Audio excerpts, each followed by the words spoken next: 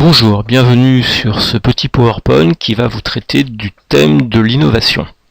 En effet, de nombreux experts du monde de l'entreprise soulignent l'importance des innovations comme un moyen majeur qui permet aux entreprises de survivre dans un environnement concurrentiel. Mais savons-nous concrètement ce que c'est qu'une innovation? C'est à cette question que je vais tenter de répondre dans cette petite vidéo. Ainsi, dans un premier temps, nous allons aborder une première définition de l'innovation. Puis, dans un second temps, aborder les différentes typologies possibles. Nous en verrons ainsi 3.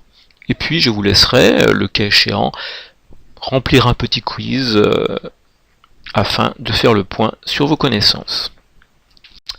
Alors tout d'abord, une définition de l'innovation. J'ai retenu celle de Anita Bareghè en 2008 qui nous dit l'innovation, c'est un processus multi-étapes au moyen duquel des organisations transforment une idée en un produit, un service ou un processus, lequel peut être nouveau ou amélioré afin de réussir à se différencier ou concurrencer les autres acteurs du marché. D'autres soulignent qu'une innovation doit être perçue comme nouvelle par les consommateurs.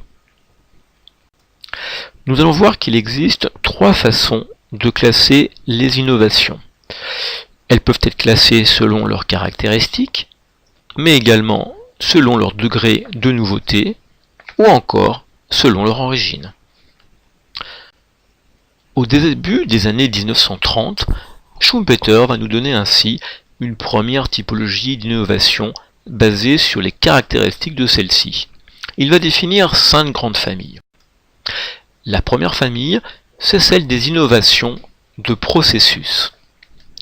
Les innovations de processus correspondent à une nouvelle approche pour créer ou commercialiser un produit ou un service.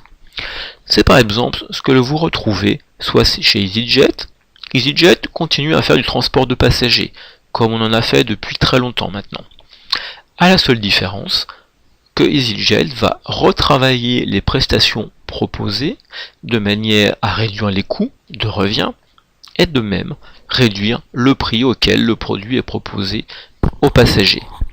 Amazon, quant à lui, c'est une autre innovation de processus qu'il propose, c'est simplement de raccourcir la chaîne de distribution des livres. Les livres, vous les commandez maintenant sur Internet et ils vous sont directement livrés. Les autres typologies d'innovation chez Schumpeter concernent notamment les innovations de produits ou de services, qui correspondent à l'introduction commerciale d'un produit nouveau. Par exemple, Apple, dans les années 70, a l'idée de proposer ce drôle de petit instrument avec un fil relié à votre ordinateur, que l'on va baptiser universellement la souris, et qui vous permet alors de déplacer sur l'écran une petite main.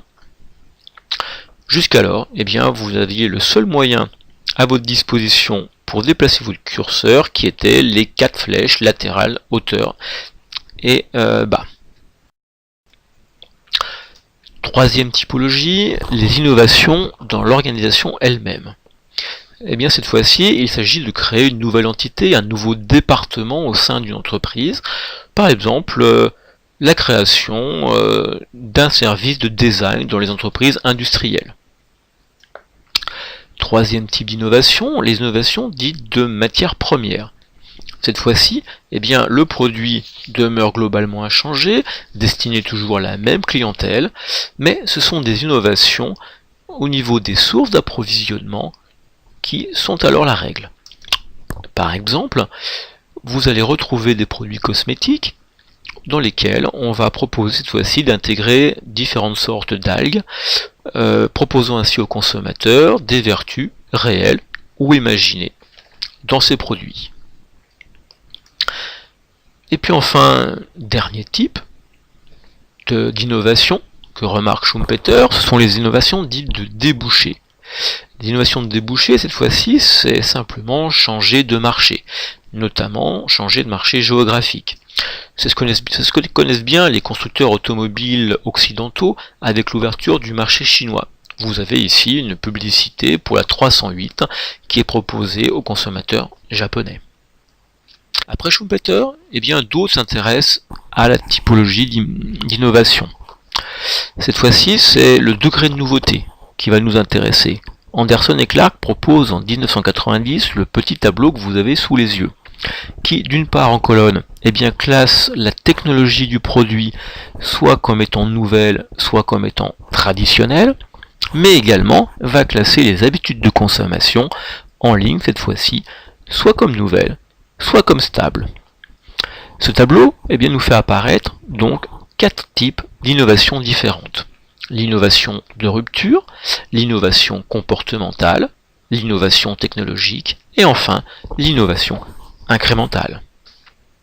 Voyons tout d'abord les innovations de rupture. Ce sont celles qui sont plus radicales, puisque là il s'agit de proposer un produit, une technologie, qui jusque-là n'a encore jamais été vue et qui va provoquer un bouleversement de marché, une véritable rupture. L'exemple parfait, c'est celui du téléphone portable. Jusque-là, les utilisateurs utilisaient un téléphone à fil, relié. Motorola va développer pendant 30 ans une nouvelle technologie de téléphone sans fil. Et il faut attendre 1973 pour que le responsable de ces recherches, le Dr Cooper, établisse la première communication entre deux téléphones sans fil distants d'à peine quelques kilomètres. 10 ans plus tard, Motorola commercialise alors son premier modèle, le Motorola Dynatac 8000X. Ce téléphone sans fil, c'est 15 ans de recherche et développement, c'est 100 millions d'euros d'investissement, et il va être proposé aux consommateurs américains pour un prix de 4000 $. 10 ans s'écouleront encore avant que le premier téléphone portable arrive en France sous le nom de GSM. Les 3 autres formes d'innovation sont baptisées innovation de continuité. En effet, elles vont être soit caractérisées par un mode de consommation inchangé, soit par une technologie inchangée. Ainsi, vous trouverez tout d'abord l'innovation technologique. C'est une innovation pour laquelle la technologie est appliquée à un produit déjà existant, plutôt à une habitude de consommation déjà existante. Vous trouverez ainsi cette fameuse souris qui, peu à peu, au fil des ans, par l'application de technologies, notamment électroniques de plus en plus poussées, va voir améliorer sa taille, son aspect, son efficacité, jusqu'à très bientôt devenir une souris elle-même sans fil. Nous trouvons ensuite une autre forme d'innovation, c'est l'innovation dite incrémentale. Pour cette innovation incrémentale, tout est classique. Le produit lui-même n'est pas révolutionnaire. Par exemple, le stylo Bic, le fameux cristal, apparu dans les années 50. On va changer la couleur, on va changer quelquefois la forme, on va changer le packaging. Mais le mode d'usage, lui, demeure complètement le même. Et puis enfin, 4e type d'innovation, l'innovation dite comportementale. Cette fois, la technologie est inchangée, on va seulement modifier l'usage en remettant au goût du jour un produit ou en changeant le marché initial du produit.